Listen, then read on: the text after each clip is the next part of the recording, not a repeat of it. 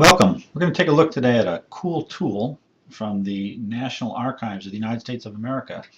This one is called their Digital Vaults. And in order to get to this site, you go to the digitalvaults.org, www.digitalvaults.org, and you'll land on this splash page.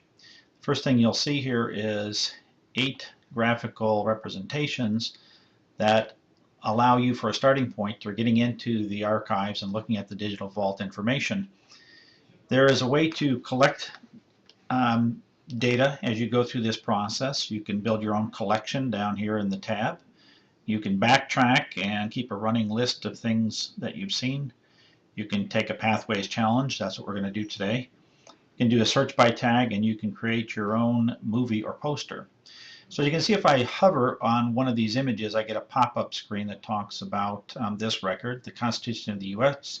I can move that record to the center or view it in detail. As I click on that to view in detail, I get a blow-up of that image. I can zoom in, get a closer look. I can go to page 2 of that. Little representation here in writing about what the document is, in this case the Constitution of the U.S. A little overview. You see these tags here that are associated with that and the relationship to there. So if I click on this to add to my collection, it will go into my collection box and keep a running total of the things I've looked at today. So let's close that up one time. Actually, click on that, it moves to the center. You see the fly around screen that bring in just a whole host of other resources associated with this starting document in this case. I've got on the left hand side here some filters that are up in place. These are the tags. As I hover over the tags, I see the association words that go along with this document.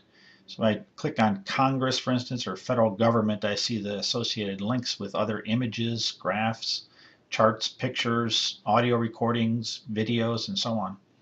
So let's take, in this case, let's connect with George Washington.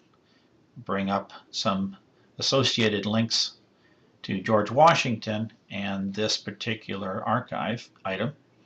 I can hover again over the individual representations associated with this and see what I've got.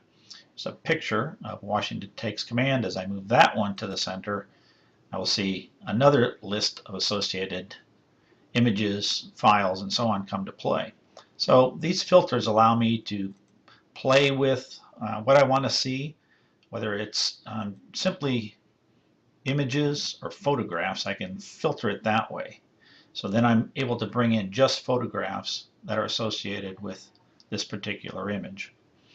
So I've got those, and let's say I want to also put that one into my details, and I'm going to add that also to my collection. So that's just how you kind of move around within this tool to be able to find and to locate and to retrieve items for you. So I can go back and change this to all types of documents. I'll see a lot more kind of fly into the screen. Kind of a neat feature there. So once we've got that, I want to then show you one of the cool features you're going to be able to do today is to actually take a pathways challenge. So in order to do this, you're going to select one of these pathways, and there are, I think, about 8 of them, and you can do all of them as you go forward. So let's take a look at one today of coming to the new world. So here comes the challenge. We're going to take a look at this item and see immigrants first arriving in New York City gazed upon this statue, which was donated by the French. So I'm kind of looking around, and maybe I can find that, maybe I can't. So let's go back to the tags here for a second. I see I've got a couple of helpers. Immigrants, Ellis Island, and New York. So if I click on immigrants, I might see some things. Ellis Island, I see some things. New York, I see some things. So New York was one of the key words that was in the descriptor down here. So I'm going to click that just to see if I can get a little bit more zoomed in. I can cycle over here and move those images around. On the right hand side, I'm clicking to kind of bring them around. I think, okay, so I might take a guess that one of these images might have to do with the first image arriving for immigrants. So I'm going to pick this record. And I got it correct. Here's your first clue. Goes on to the second clue. Posters in World War I encouraged people to buy war bonds, and this one focused on immigrants. So over here, I've got some ideas again about these ideas about immigrants, and filters I can play with, or look back and look at the tags. So I'm starting to look around a little bit about, maybe I want to take a look at the filter this time. And this one I want to see maybe a poster. That may have narrowed it down a little bit. So there's appealing to immigrants. Okay, and Lady Liberty's Challenge, so on. Let's see what this one, I'm going to look at this record in detail. Your duty, buy United States governance bonds. Oh, maybe that's what I'm going to do. I'm going to pick this record and see what happens. I got it.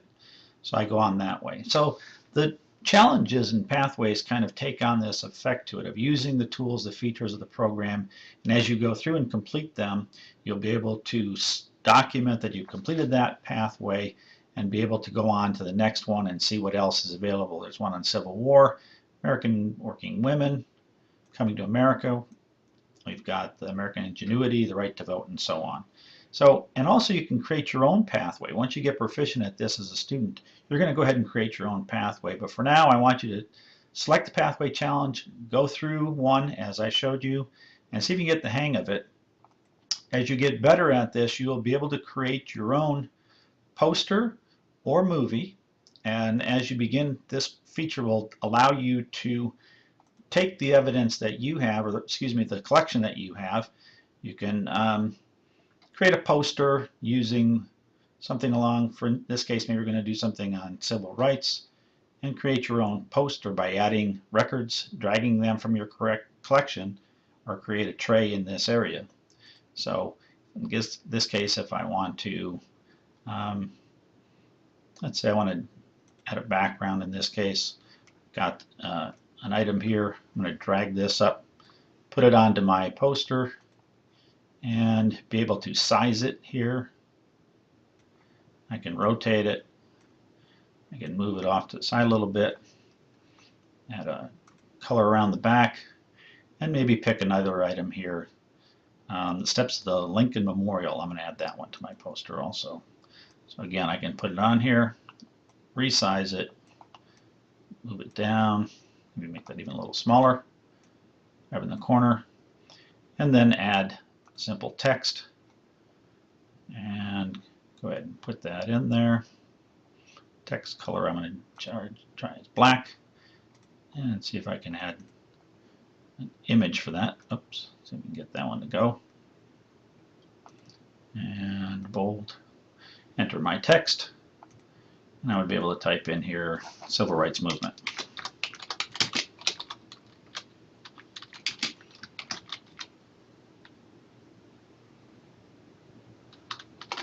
I spell it right. So then I've got my poster that's kind of ready to go. As a starting point, quick explanation of how this works.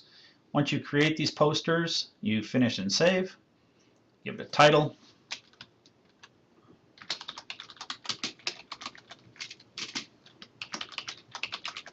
you've got the original documents, the original pictures that are saved in the archives. They're all ready for you to use as a student. You can save that, and you can email it. So once you create that an account, you'll be able to retrieve it, move in, and send it. So that's how the National Archives experience, the digital vaults, works in a very quick look at this. Go back and run through these filters again. Start as a beginning. If you need to get started from the beginning, go back and click at this top banner and bring you back to this beginning point. You can obviously search for a particular search term and go from there. So there's a lot of features in here, great pictures, great documents, all kinds of things related to the American experience, saved in a national archive of where there are literally millions of maps, billions of pages of textual records, charts, architectural drawings, 20 million still photographs, billions of machine-readable data sets. So you've got a lot to look at here, but it's a neat feature of how you can manipulate and use these resources as a student to find and produce and create what you'd like.